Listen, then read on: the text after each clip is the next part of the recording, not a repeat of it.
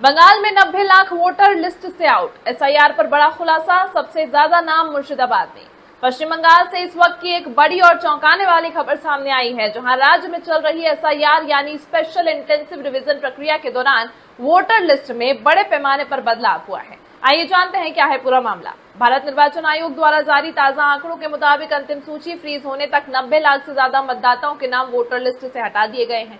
यह आंकड़ा अपने आप में बेहद बड़ा है और इसने राजनीतिक गलियारों में हलचल मचा दी है। इस पूरी प्रक्रिया में सबसे ज्यादा नाम मुर्शिदाबाद जिले से हटाए गए हैं। इसके अलावा राज्य के कई अन्य जिलों में भी बड़ी संख्या में वोटर्स के नाम सूची से बाहर किए गए। निर्वाचन आयोग का कहना है कि यह कार्रवाई एसआईआर प्रक्रिया के तहत की गई, जिसमें डुप्लीकेट एंट्री, मृत मतदाता, गलत या अधूरी जानकारी जैसे कारणों की पहचान कर सूची को अपडेट किया गया।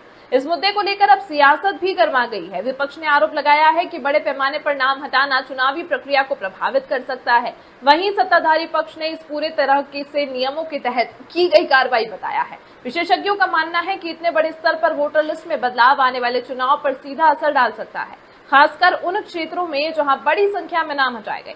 पश्चिम बंगाल में एसआईआर के तहत वोटर लिस्ट अपडेट अब सिर्फ एक प्रशासनिक प्रक्रिया नहीं, बल्कि बड़ा राजनीतिक मुद्दा बन चुका है। आने वाले दिनों में इस पर और भी घमासान देखने को मिल सकता है।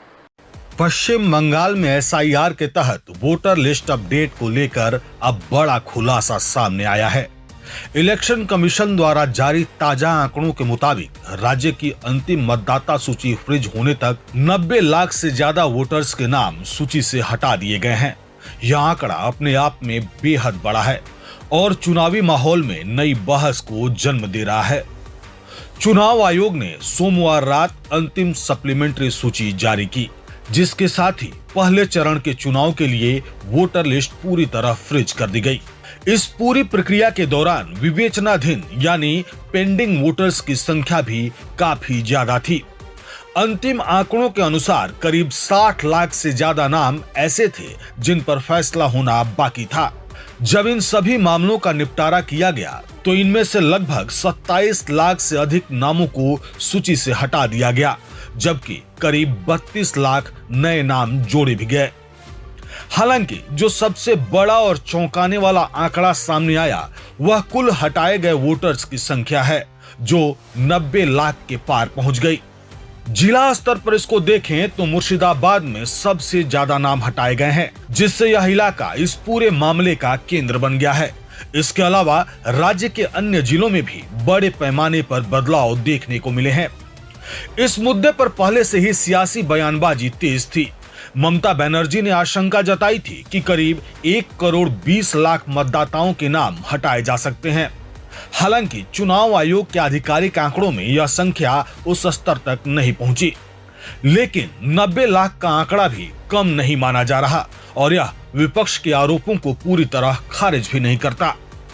दिलचस्प बात यह है कि एसआईआर प्रक्रिया जिन 11 राज्यों में लागू की गई थी, उनमें पश्चिम बंगाल हटाए गए वोटरों की संख्या के मामले में दूसरे स्थान पर रहा है, जबकि उत्तर प्रदेश इस सूची में पहले स्थान पर है, जहां 2 करोड़ से ज्यादा मतदाताओं के नाम हटाए गए हैं। यह दिखाता है कि यह केवल एक राज्य का मुद्दा नहीं, बल्कि राष्ट्रीय स्तर पर एक बड़ा चुनावी और प्रशासनिक अभ्यास है। चुनाव आयोग ने यह भी स्पष्ट किया है कि सभी नामों का निपटारा कर दिया गया है, लेकिन जो अंतिम डेटा जारी हुआ है वह लगभग 59,84,000 वोटर्स के आधार पर है। कुछ मामलों में ई सिग्नेचर नहीं होने के कारण पूरी जानकारी सामने नहीं आ सकी है। ऐसे में यह संभावना भी जताई जा रही है कि हटाए गए वोटर्स की संख्या और बढ़ सकती है। इस पूरे घटनाक्रम ने एक बार फिर चुनावी पारदर्शिता, मतदाता अधिकार और प्रशासनिक प्रक्रिया को लेकर बहस को तेज कर दिया है। एक तरफ आयोग इसे नियमित अपडेट और सुधार की प्रक्रिया बता रहा है, वहीं दूसरी तरफ विपक्ष इसे बड़े पैमाने पर वोटर लिस्ट से नाम हटाने और लोकतांत्रिक अधिकारों पर असर के तौर पर देख रहा है। आने वाले चुनावों में इसका सीधा असर राजनीतिक समीकरणों पर पड़ सकता है।